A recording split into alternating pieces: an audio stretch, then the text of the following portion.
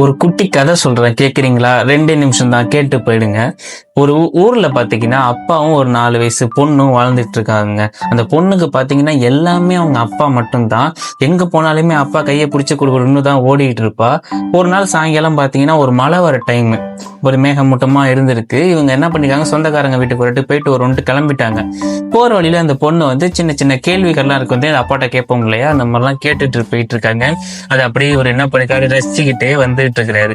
போற வழியில பாத்தீங்கன்னா வந்து ஒரு ஆத்தங்கரை மாதிரி ஒண்ணு கிராஸ் ஆகி இப்படியே ஓடிட்டு இருக்குங்க. தண்ணி நல்லா வேகமா போயிட்டு இருக்கு.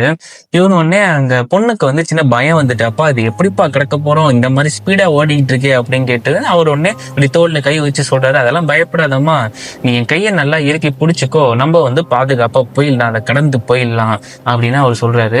அந்த சிறுமிக்கு வந்து டக்குன்னு பண்ணா அப்பாவை பார்த்து சிரிச்சுட்டே சொன்னா, இல்ல இல்லப்பா வேண்டாம், நீங்க என் கையை பிடிச்சுக்கோங்க அப்படின்னு சொல்றா. இவருக்கு என்னம்மா இப்படி சொல்ற, நான் உன் கையை பிடிச்சிட்டேன், நீ என் கையை பிடிச்சிட்டு இருந்தேன், என்ன வித்தியாசம், இது எல்லாம் ஒண்ணுதான், நம்ம சேஃபா போயிடலாமா அப்படின்னு சொல்றாரு.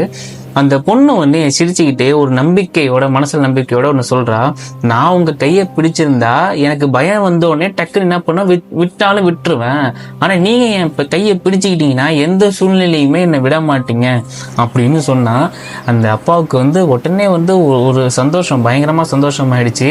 பொண்ணு கை பிடிச்சிட்டு அந்த ஆத்தங்கரையை கடந்து போயிட்டாருங்க. அப்பதான் தந்தைக்கு வந்து ஒண்ணு புரியுது, அன்புனா நம்ம அருகில் மட்டும் இருக்கிறது கிடையாது, எந்த சூழ்நிலையுமே கைவிடாம இருக்கிறது, அதுதான் உண்மையான அன்பு அப்படின்னு அவர் புரிஞ்சுக்கிட்டாரு.